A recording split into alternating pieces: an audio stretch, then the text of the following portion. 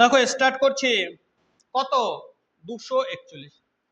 দিদি বড় ভালোবাসতো পিঠে। কে বলেছিল? পুটি। পুটি বলেছিল দিদি বড় ভালোবাসতো, মানে পরের দিন পৌষ সংক্রান্তি যখন পিঠে নচ্ছে না তখন। গয়াবুড়ির কাছে শহরের ধার ছিল কত? 2 পয়সা। কত পয়সা ধার ছিল? 2 পয়সা। তাই জন্য খেন্তিকে প্রথমে চিংড়ি মাছ দিতে চাইছিল না। নিজের হাতে পোতা পুঁই গাছটি মাচা জুড়ে বাড়িয়ে উঠেছে। বর্ষার জল ও কার্তিক মাসের শিশির লইয়া কচি কচি সবুজ ডাগাগুলো মাচাতে সব ধরে না। তার মানে এত হচ্ছে নিজের হাতে পোতা। তাহলে কে পুঁতেছিল? পুঁই গাছ হচ্ছে খেন্তি পুঁতেছিল। মাচা জুড়ে বাড়ি, সারা মাচায় ভরে গেছে। বর্ষার জল কার্তিক মাসে কি হচ্ছে? কার্তিক মাসের শিশির লইয়া কচি কচি সবুজ ডগায় আর মাথায় মাচায় ধরছে না, এত বড় হয়ে উঠেছিল। আহা কি আমর্ত্য তোমায় তারা দিয়েছে। এখানে আমর্ত্য বলতে বোঝানো যে পুঁইশাক। কারা দিয়েছিল? রায় কাকারা। রায় কাকা। খেন্তি পুঁইশাকগুলো দিয়েছিলেন কে? রায় কাকা।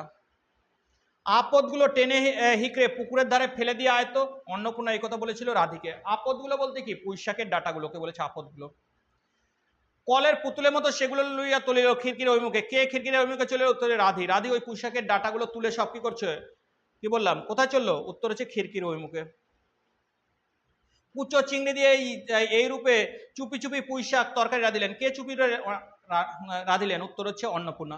পুঁইশাক যেগুলোকে ফেলে দিয়েছিল সেগুলো যেগুলো পুরানো যায় সেগুলো কুড়িয়ে অন্নপূর্ণা কি করেছিল? রান্না করেছিল, চুপি চুপি রান্না করেছিল। ঘাড় নাড়িয়া এ আনন্দজনক প্রস্তাব সমর্থন করলেন। আনন্দজনক প্রস্তাবটি কি? আরেকটু পুঁইশাকের চচ্চড়ি দেওয়ার প্রস্তাব, আরেকটু।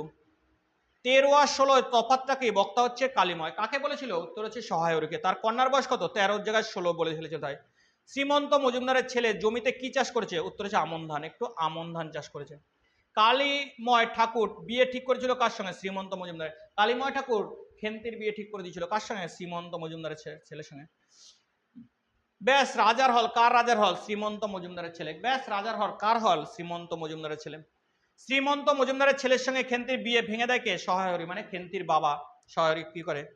শ্রীমন্ত মজুমদারের ছেলে প্রহার করেছিল কারা? কুম্ভকর বধূর আত্মীয়রা। শ্রীমন্ত মজুমদারের ছেলেকে কারা প্রহার করেছিল? উত্তর হচ্ছে কুম্ভকর বধূ। সেই কারণে কি করে সহায়রী? কি করে? সহায়রী খেন্তির সঙ্গে তার বিবাহ ভেঙে দেয়। যা শীঘ্রই শাবলখানা নিয়ে আয় দিকে। এখানে বক্তাকে সহায়রী কাকে বলেছিল? তার বড় কন্যা খেন্তিকে বলেছিল। কি আনার জন্য? উত্তর হচ্ছে তারা না একটা কি করবে? মেটে আলু আনতে যাবে বরজপোতা বনে। অন্নপূর্ণা কিন্তু আর একটা জিনিস লক্ষ্য করলেন। অন্নপূর্ণা কি লক্ষ্য করলেন? বরজপোতা বনের মধ্যে খুব খুব আওয়াজ। তাহলে অন্নপূর্ণা আর একটা জিনিস লক্ষ্য করলো, বরজপোতা বনের মধ্যে কি খুব খুব আওয়াজ, মনে হচ্ছে কারা কিছু খুঁড়ছে। সহায়রের কথা অনুসরণ করে কে মোটা আলু চাষ কে মেটে আলু চাষ করেছে? সহায়রের কথা অনুসরণে কে মেটে আলু? ময়সা চৌধুরী চৌকিদার। ময়সা চৌকিদার। তাহলে সহায়রীর কথা অনুযায়ী কে মেটে আলু চাষ করেছে? ময়সা চৌকিদার। বাবা যাবে না, মা ঘাটে গেল। কোথায় যাওয়ার কথা বলা হয়েছে? উত্তরে বরজপোতা বনে। দেখো একটা, তারা কি করবে? বরজপোতা বনে গিয়ে কি করবে? উত্তরে মেটে আলু তুলে আনবে।